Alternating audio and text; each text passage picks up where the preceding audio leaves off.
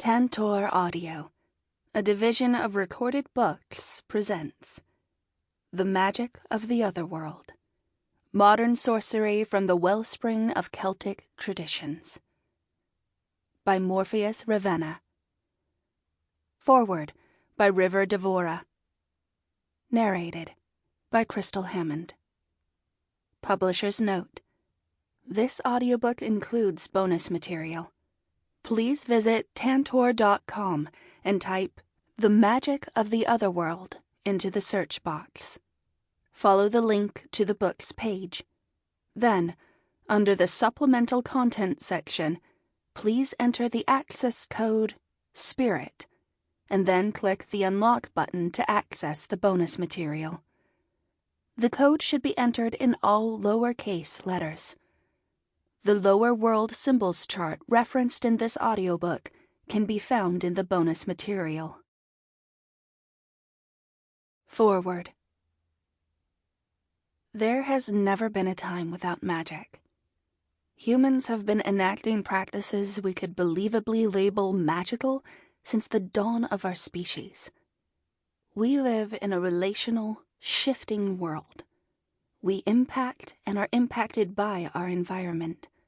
We learn from those who came before, and we pass our knowing on to those who will continue past our time. But what is magic? My quick and dirty definition of magic is it is the art of influencing probabilities, tipping the scales of luck and chance just enough to make it more likely for our desired outcomes to be achieved.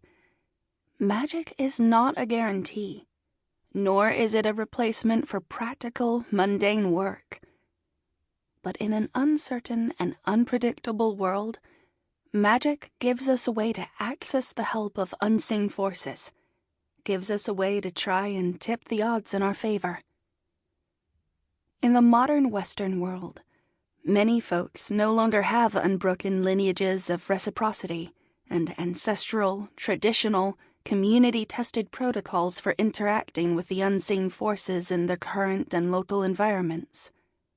And many folks are acutely feeling that absence. Some try to remedy this by seeking out magical or religious traditions that still maintain that wisdom. Some seek to recreate those ways through studying traditions of the past, or through trial and error experimentation. Some steal other people's practices and folkways.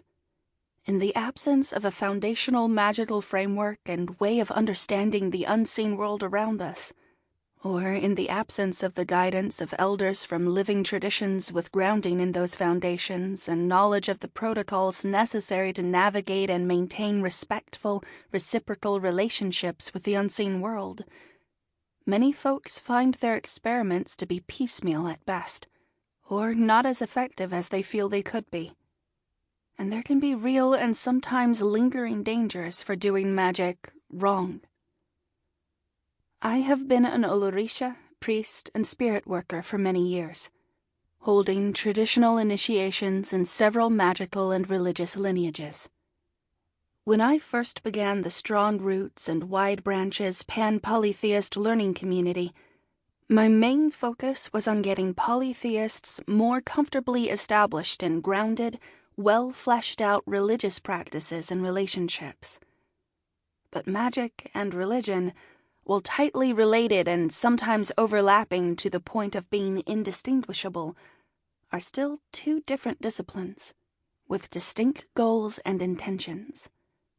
While religion generally focuses on maintaining right relationships with the seen and unseen world around us, magic seeks to shape and change the world itself. The techniques and frameworks presented here are powerful, placing power and responsibility into the hands of the practitioner, while holding firmly to the principles of reciprocity and respect with the other worlds and the denizens that dwell there. Magic requires both intent, knowing and taking responsibility for the changes you wish to see in the world, and power, which can be augmented, directed, and supported through consensual, respectful partnerships with gods, spirits, and the living world around us. This work is deeply embedded in the principles of right relationship, enabling practitioners to stand in their own power while respectfully sharing, borrowing, bartering, and earning power from the web in which our lives are woven. The magic of the Otherworld provides a practical, modern roadmap for effectively working real magic. It is shaped and inspired by traditional Celtic ways of understanding and navigating unseen forces, and keyed to modern practitioners embedded in the complex and shifting living world around us. This book is a treasure trove of practical and useful magical tools, along with a comprehensive foundation for understanding and building balanced, effective magical practices.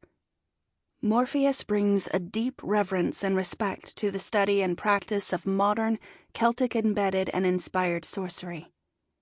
From the basics of purification practices, and why such practices are important, to the nuts and bolts of magical strategies, to rolling up your sleeves and getting to work. This book provides a comprehensive and respectful approach to partnering with the potent, unseen forces that know and shape our world, and to participate in that shaping. I have known Morpheus for many years. He is someone I feel blessed to have as a peer and friend. We have collaborated on projects, done shared community organizing, co-led community rituals, and supported one another's work in a variety of ways. Morpheus is a skilled magic worker and priest, with a broad and varied knowledge base and decades of magical experience. I have watched here grow and develop the foundations of this work over many years. But this work is not just theories on developing a practice. These are practical methods, best practices, and living protocols that Morpheus regularly uses in his own practice. And as someone who has done magical workings alongside Morpheus and his community, I can attest to the effectiveness of these techniques. I am so delighted to see this body of work being made available to our communities. Blessings on the work. River Devora. Introduction. The Celtic worlds are endlessly compelling. From the sinuous, spiraling, and interlaced art forms that seem to move as if inspirited, to the ritually told sagas peppered with curious lore of druid rituals and poetic incantations, to the mysterious artifacts deposited in liminal dark waters that hold records of secret spells and vengeful curses. It is a wellspring of magic that never runs dry. For the practitioner of sorcery, there is always something more to learn, a deeper layer of lore to tease out. This book seeks to offer a point of entry for a Celtic approach to magical praxis. It presents an interconnected set of magical and spiritual techniques rooted in and inspired by Celtic cultural traditions. It is an animist system, which sees and seeks relationship with the spirits that dwell in and enliven all things. It is polytheistic, weaving relationship with the gods into its approach to ritual. And it is built on a cosmology that centers the Otherworld, the hidden but ever-present spirit realm from which the forces that enliven the world flow. It is a magic of connection and relationship with the Otherworld. The practices I write about here are not specifically drawn from any one of the Celtic culture hearths. My practice draws from multiple different cultural roots. It drinks from the wells of ancient Gallic and Gallo-Roman practices, from Celtic Britain and Ireland, from medieval Irish literary tradition and early modern Irish and Scottish folk practice, and more. This is not a reconstructionist approach to magical and spiritual practice. I make no claims that the practices I teach in this book represent any given part of the past. This is a contemporary approach to sorcery that has emerged in my own work, inspired by Celtic traditions, but also informed by modern witchcraft and folk magic, and the time and place in which I live. My writing on this subject emerges from a lifelong fascination with Celtic magic and religion, and their unfolding in my own polytheist magical practice. The foundations of my practice are twofold: witchcraft and Celtic polytheism. Early training in an initiatory witchcraft tradition led me to the Morrigan. My devotion to her became dedication, and led me into Celtic polytheism. That devotion also taught me to drink deeply from the wellsprings of lore, a habit that intensified with the research I undertook for my first book, the Book of the Great Queen. In my studies of history, literature, myth, and folklore, I find myself constantly drawn to the glimpses of ritual and magical practices that appear in these sources. I latch onto these fragments like a crow gathering shiny objects. To me, they are like pieces of a puzzle, and my mind turns them this way and that till a hidden picture emerges. I take an experimental approach in my magical practice. What if I tried it this way? Combined this bit of lore with this bit of folk custom. Do these fragments of ritual fit together? Over the years, this experimentation and play, often practiced together with friends and comrades, have nourished an adventurous and robust practice of sorcery. This book is the fruit of that practice. Before diving into Celtic sorcery itself, we need to talk about what the term Celtic means and what it doesn't. The Celts. A very brief introduction. The word Celtic has been massively and very casually overused in popular culture to refer to everything from ethnicity and nationality to aesthetic, personal, religious, or spiritual identity. Properly, Celtic designates a family of cultures specifically linked based on shared language roots and similar material cultures. That is to say, where the term has concrete meaning is with reference to Celtic languages, both historical and living, and certain groups of historical artifacts displaying a recognizable artistic style. The groups of people thought to have produced these artifacts and to have spoken one of these Celtic languages are generally referred to as Celtic peoples, or the Celts. The material culture now called Celtic flourished from the late Bronze Age through the Iron Age, apparently originating in the Danube Basin regions around France, Austria, Switzerland, and parts of Germany. From here, Celtic cultural influences spread across a large area of Europe. Areas of Celtic influence, as measured by the existence of Celtic-styled material culture, extended throughout France, Britain, Ireland, and into parts of the Iberian Peninsula, Germany, northern Italy, the Balkans, and Anatolia. Its influence continued into the medieval period, as seen in the Celtic ornamental style found adorning many manuscripts and other medieval treasures. It can, however, be a mistake to identify an ethnicity just by material artifacts, since these may be abundantly traded and transported. Also, social processes often lead to certain cultural motifs or artistic styles becoming fashionable as marks of status and exotic wealth, and adopted outside the ethnic groups they originate from. Language is a much more accurate marker of culture, and language analysis provides some additional detail and complexity to the picture of Celtic history. The Celtic languages are classified into several branches. The Goidelic branch, sometimes also called the Q-Celtic branch, includes Irish Gaelish, Scottish Gaelish, and Manx. The Brittonic branch, also called the P-Celtic branch, includes Welsh, Breton, and Cornish, as well as some now extinct ancient Brittonic languages such as Pictish.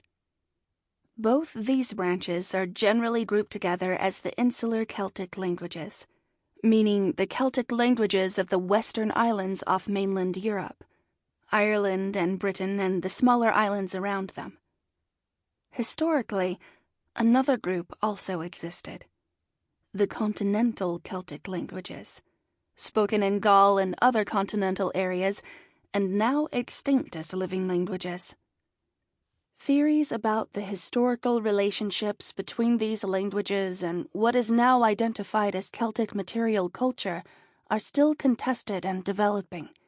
But current findings lean toward the idea that early Celtic-speaking people brought their language from the continent to the Western Islands in the Bronze or Early Iron Age, language that developed into Irish and the other Goidelic languages. A second wave of influence from the continent later brought what became the Brittonic languages into Britain. Alternatively, some scholars have proposed that Celtic language and culture emerged in the insular region, not through population movement, but through processes like cultural diffusion and exchange.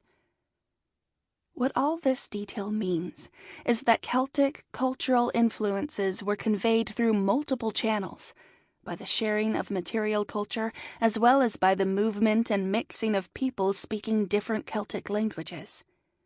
To oversimplify it by quite a bit, it means that the earliest recognizable Celtic cultures came from the continent, took root at a very early stage in Ireland, and continued to spread through Britain as well as other areas of continental Europe.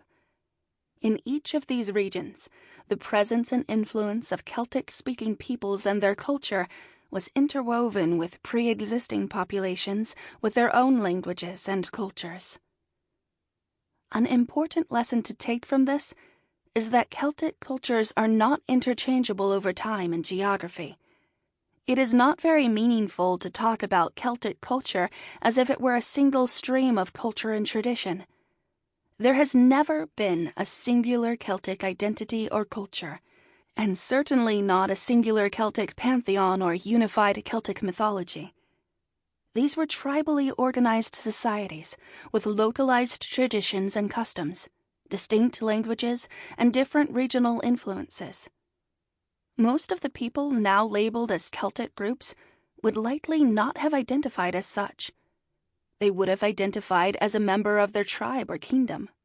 The Ulas, the Lion, the Iceni, the Brigantes, the Aedui, etc.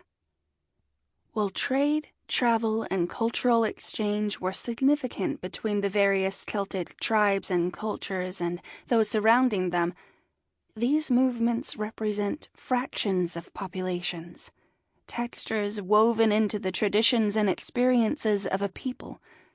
They do not mean that all these Celtic cultures were unitary or can be treated as one.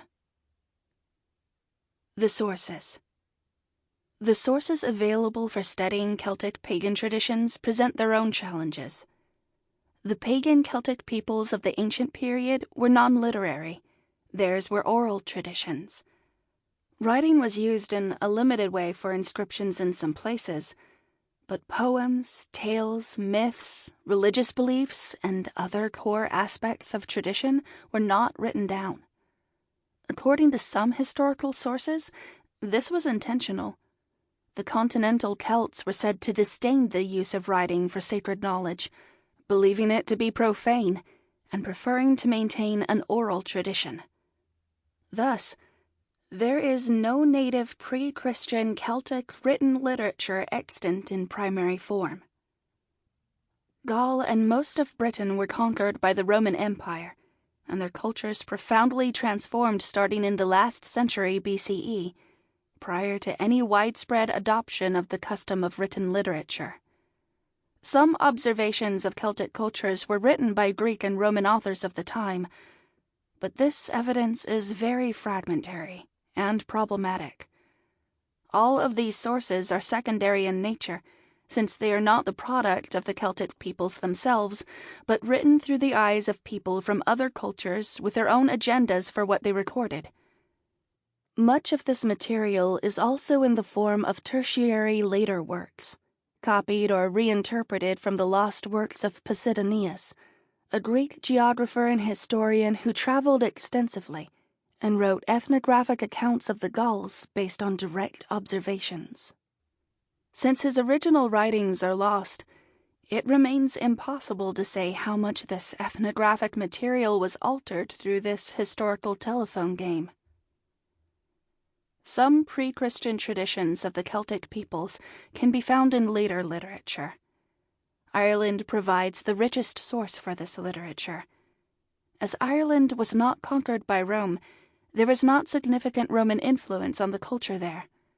Ireland remained a pagan and strongly Celtic culture held until the arrival of Christianity in about the 5th century CE. Christian conversion brought the custom of recording religious and cultural knowledge in books, and since there was no forced conquest, genocide, or major cultural destruction, as there had been in Gaul and Britain, between the pagan period and the advent of Christian literacy, the early Irish manuscripts represent the closest approach to documentation of a Celtic literature. They are, however, still heavily distanced secondary sources with respect to Celtic paganism. The people writing these manuscripts were Irish, and in that sense still participants in a Celtic heritage. But they were not pagan. They were Christians, and for the most part this work was done by scholars and monks operating within Christian religious orders and often in service to royal patrons. Much detail from pre-Christian oral tradition appears to have been retained, but the material was also intentionally recontextualized for a Christian society and for the contemporary culture, politics, and interests of the time. Even the earliest Irish manuscripts in existence were written several centuries after conversion to Christianity. Conversion began in the 5th century CE, and while it took some time to spread throughout the island, by the time the earliest surviving literary manuscripts were produced in the 9th century, the island as a whole was converted at least in its ruling classes, even if elements of pagan custom may have been retained among the common folk. Of these manuscripts, some of the contents can be earlier than manuscript date, with the earliest material dated to the 7th century based on linguistic analysis, still 2 centuries after the start of conversion. The Welsh medieval manuscript tradition also preserves some similar material from Celtic Britain, though its sources are later and even more fragmentary due to the intervening influence of the Romans. As I mentioned, there is also the survival of pagan elements of folk culture within and through the Christian period. Pre-modern and modern folklore collections and ethnographies of the living cultures that have inherited Celtic roots often reveal significant strands of tradition, custom, and beliefs that sometimes appear to be survivals of paganism. It may seem unlikely that any remnant of Celtic cultural elements could survive after a millennium and a half of church dominance, waves of population movement, and absorption of new culture layers. It is not always easy, or even possible, to establish a line of connection between these early modern and modern sources and the pre-Christian past, but the parallels are often quite strong. Folk traditions are resilient and often quite conservative, even through the experience of being colonized. Archaeology can fill out the picture with additional physical detail, providing a record of material culture and sometimes evidence of magical practices. The interpretation of cultural insight from physical remains is always tenuous, but can also serve to confirm or detail things mentioned in textual sources. It is in the bringing together of these different forms of evidence that a study of Celtic beliefs and practices and magics becomes fully fleshed. Celtic cosmologies and worldviews. My approach to Celtic sorcery blends elements drawn from all these sources and across the breadth of Celtic cultures. I'm comfortable with this blending because I try to practice it with care and respect for the source cultures I'm drawing from. I don't believe cultural purity is a good value to strive for. In the first place, cultural purity is a fiction. The ancients adopted magical, ritual, and spiritual practices along with all kinds of other things from cultures they came into contact with, and made them their own. The closer we look at any of the source cultures, the more we find that they were never a pure, unmixed cultural stream. Irish tradition as it exists today is layered with pre-Celtic, Celtic, Viking, and Anglo-Norman aspects. The Ogham made their way across Ireland, Britain, the Hebrides, and Iceland. The Celtic magical inscriptions of Gaul were written in Lepontic and Greek, as well as Latin, all scripts with Mediterranean roots. Cultural purity never existed, and there's no reason why practitioners of Celtic magic should strive for it now. What does matter in a blended practice is to pay respect and honor to Source, and to strive for right relationship to Source. Every tradition and practice this work draws on emerged from a particular time and place, from the experience of a specific flowering of people, culture, and geography. The holy powers we engage with are rooted in these historical, cultural, and geographic realities as well. The goal here is to hold a way of working with these traditions that weaves them together in the way that folk cultures have always done, while acknowledging their individual roots and cultural identities, honoring where they come from, and what makes them unique and distinctive. With this understanding, let's discuss some core themes that resurface again and again within Celtic sources that will inform this work. These can be thought of as themes emerging from commonalities of experience within Celtic cultures, varying in their details and textures, but underpinned by some continuities in worldview and cultural frame. The inspirited Otherworld. Celtic magical paradigms are rooted in a cosmological understanding of the physical world as constantly in relationship with an inspirited otherworld. The otherworld is the source of animating forces that move in the world, and is the home of unseen powers, such as gods, spirits, fairy folk, and the dead. Magic is accessed primarily through relationship with otherworldly powers that may be personified differently in different contexts. This otherworld is often framed as overlapping with our own, accessible anywhere, but most especially at liminal places where different spaces meet, such as the entrances to caves, earthen mounds or tombs, or watery places such as rivers, lakes, bogs, and the sea. Looking closely at the otherworld, particularly as described in the literary traditions of Ireland and Wales, it becomes clear that it is really more a case of other worlds. There are many spaces, landscapes, and worlds accessed within the otherworld realms, and they are peopled with many different groups of otherworldly beings. The Three Realms.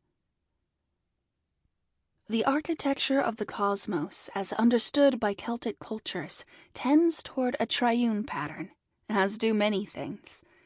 This is often described as the three worlds or three realms. Among the continental Celts, it appears that the cosmology had a vertical architecture, with the three worlds comprising the living or physical world, the celestial otherworld above, and the chthonic otherworld below. The Irish seems to wrap this up a little differently, with the three worlds of land, sea, and sky being seen less in a vertical architecture and more as parts of a mutually interpenetrating, nested whole. Here, there are still some parallels between the land as the realm of the living world, the sky as the celestial realm, and the sea as the deep realm.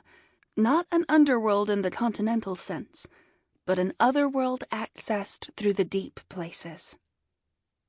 This architecture, the living world and the otherworld made up of bright celestial realms and deep chthonic realms, informs my approach to magical work. There are distinct, though sometimes overlapping, methods that apply. Sample complete. Ready to continue?